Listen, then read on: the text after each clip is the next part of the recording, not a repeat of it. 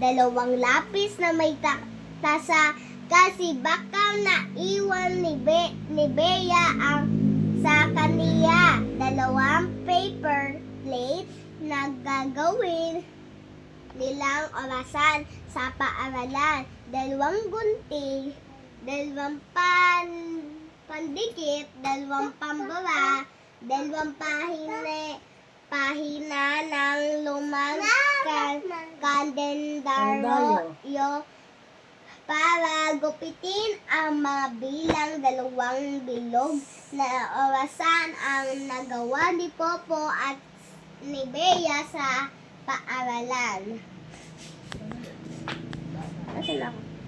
Tinulungan niya si Bea na maggupit ng mga bilang sa kalendaryo. Inisip lagi ni Popo para sa dalawa, sa kanila at kay Bea. Gustong gusto ni Popo na pumasok sa paaralan. Katabi kasi niya sa upuan si Bea. Ito si Bea. Tapos si Toton. With each passing day, Popo kept coming up with other things to bring to school in tools. We share, sharpener, pencil, because Bea might have forgetting to bring her two paper plates to turn in the clocks in the class, two pairs of scissors, two bottles of glue, two erasers, two pages of an old calendar for which they would cut up the numbers. Popo and Bea were able to make two round clocks in class.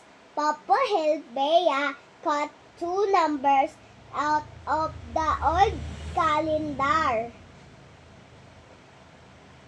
Papa always planned for two for him and Bella. Papa really enjoyed going to school because Bea sat next to him in class. Si Ma'am ba yun?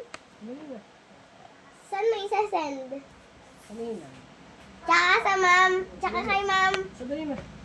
Tsaka kay Ma'am Jean Rose.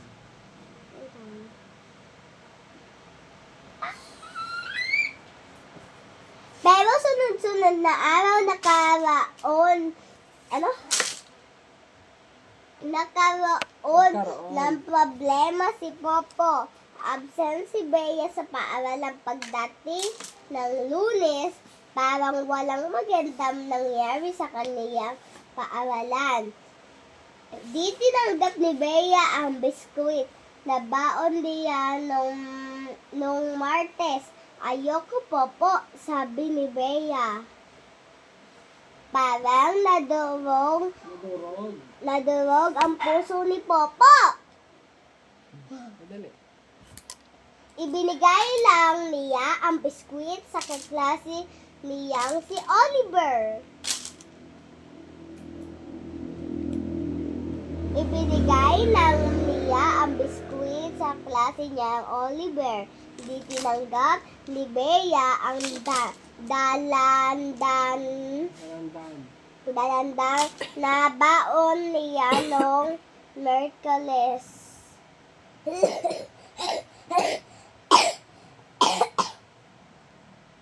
Ayoko, maasim naman yan, Popo, sabi ni Bea.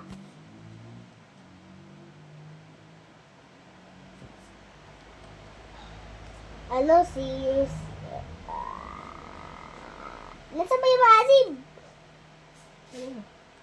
Tay. Parang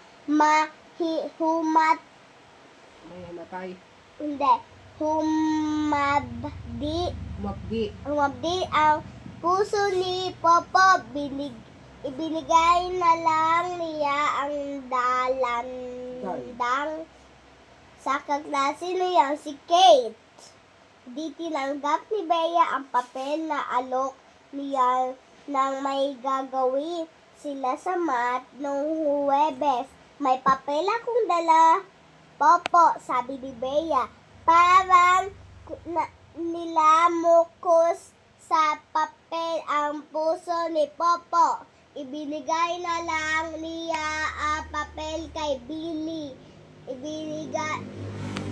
At pagkadating sa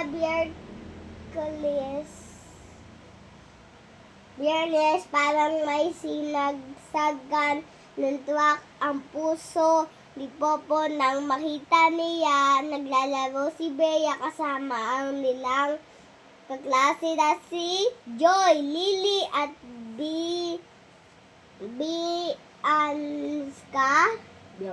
Bianca nagdala ng mga laruan.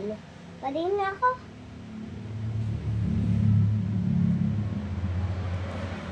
Ito ba yun? Tay. Ayaw nga.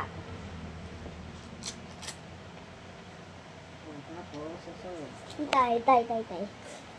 Anong dato? Ano siya?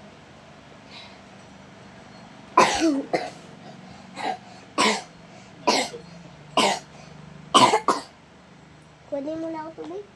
Ano?